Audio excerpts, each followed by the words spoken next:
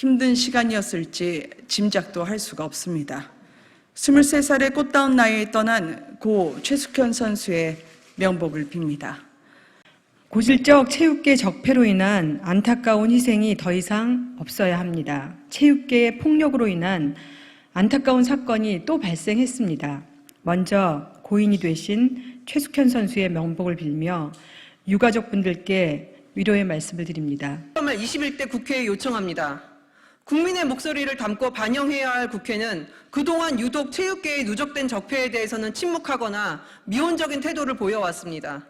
체육계의 잘못된 관행과 구조에 대해 대대적이고 근본적인 변화는 이제 더 이상 늦출 수 없습니다. 여야를 막론하고 국회가 체육계의 근본적인 구조 개혁에 적극 나설 것을 요청합니다. 잊지 않고 또 가만히 있지 않고 그 사람들의 죄를 밝혀줘라는 고 최숙현 선수의 요청을 기억하고 답해야 합니다.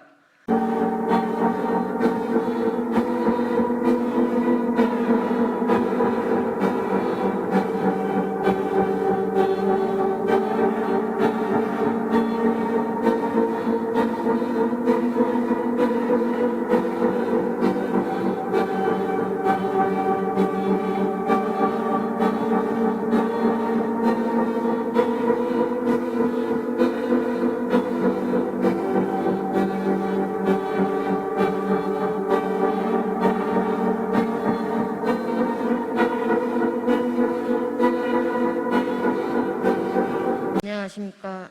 저희는 고 최숙현 선수와 함께 경주시청 트라이슬론 선수 생활을 한 동료 선수입니다. 오늘 저희는 그동안 보복이 두려웠던 피해자로서 억울하고 외로웠던 숙현이의 진실을 밝히고자 이 자리에 섰습니다. 경주시청 트라이슬론 팀은 감독과 특정 선수만의 왕국이었으며 폐쇄적이고 은밀하게 상습적인 폭력과 폭언이 당연시되어 있었습니다. 감독은 숙현이와 선수들에게 상습적인 폭행과 폭언을 일삼았으며 주장 선수도 숙현이와 저의 뒷담 따돌림 시키고 폭행과 폭언을 일삼았습니다.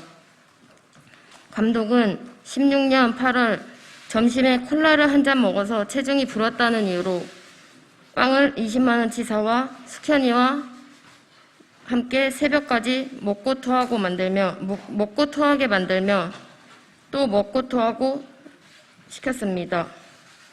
또한 견과류를 먹었다는 이유로 견과류통으로 머리를 때리고 벽으로 밀치며 뺨과 가슴을 때려 다시는 안 맞겠다고 싹싹 빌었습니다. 19년 3월에는 복숭아를 먹고 살이 쪘다는 이유로 감독과 팀닥터가 술 마시는 자리에 불려가서 맞았는데 이미 숙현이는 맞으면서 잘못했다고 눈물을 흘리며 빌고 있었습니다. 뿐만 아니라 설거지를 하지 않는다는 이유로 뺨을 때리고 부모님과의 회식 자리에서 감독님이 아버지께 다리 밑에서 가서 싸우자고 말하며 어머니한테는 뒤집어 엎는다고 협박까지 했습니다.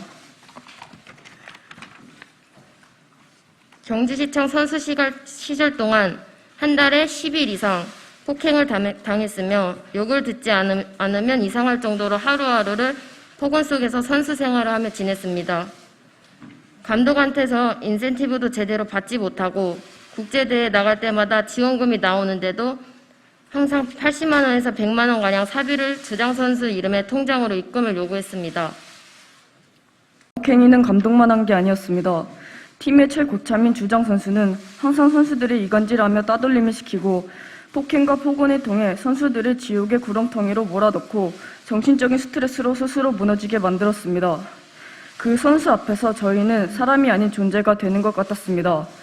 같은 숙소 공간을 쓰다 보니 훈련 시간뿐만 아니라 24시간 주장 선수의 폭력, 폭언에 항상 노출되어 있었고 제3자에게 말하는 것도 계속 감시를 받았습니다.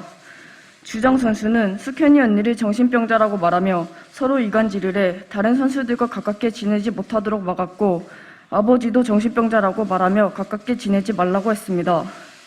또한 숙현이 언니가 팀닥터에게 맞고 나서 방에서 혼자 휴대폰을 보면서 크게 울고 있는 것도 쇼하는 것이라며 휴대폰 보고 어떻게 우냐 뒤에서 헛짓거리한 것 같다며 숙현이 언니를 정신병자 취급하고 도망갈까봐 달래줬다라고 말했습니다. 주장 선수는 훈련을 하면서 실수를 하면 물병으로 머리를 때리고 고소공포증이 있는 저를 멱살을 잡고 옥상으로 끌고 데려가 뒤질 거면 혼자 죽어라, 뛰어내리라고 협박해 잘못했다고 살려달라고 사정까지 했습니다.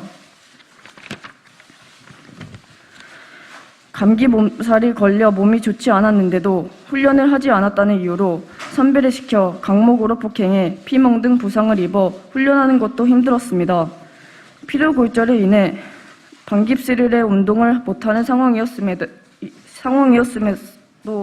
주장 선수가 꼴 보기 싫다며 내 눈앞에 나타나지 말라고 해 잠자는 시간 빼고는 하루 종일 웨이트장이나 창고에서 숨어서 지내기도 했습니다.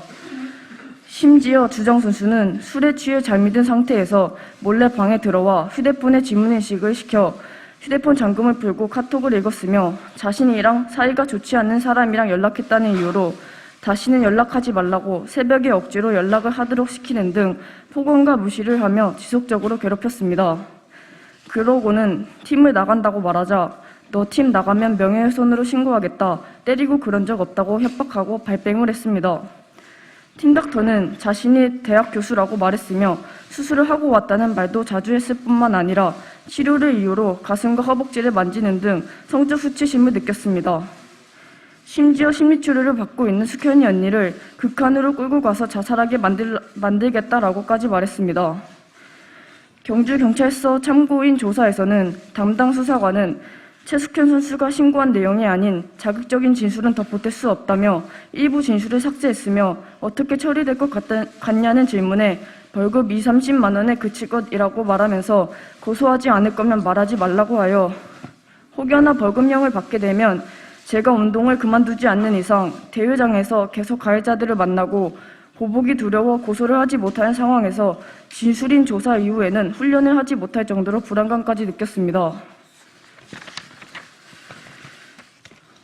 고등학교를 졸업하자마자 발디딘 팀이 경주시청이었고 감독과 주장의 억압과 폭력이 무서웠지만 쉬쉬하는 분위기에 그것이 운동선수들의 세상이고 사회인 줄 알았습니다. 마지막으로 선수 생활 유지에 대한 두려움으로 숙현이 언니와 함께 용기 내어 고소를 하지 못한 점에 대해 숙현이 언니와 유가족에게 죄송하다는 말씀을 드립니다.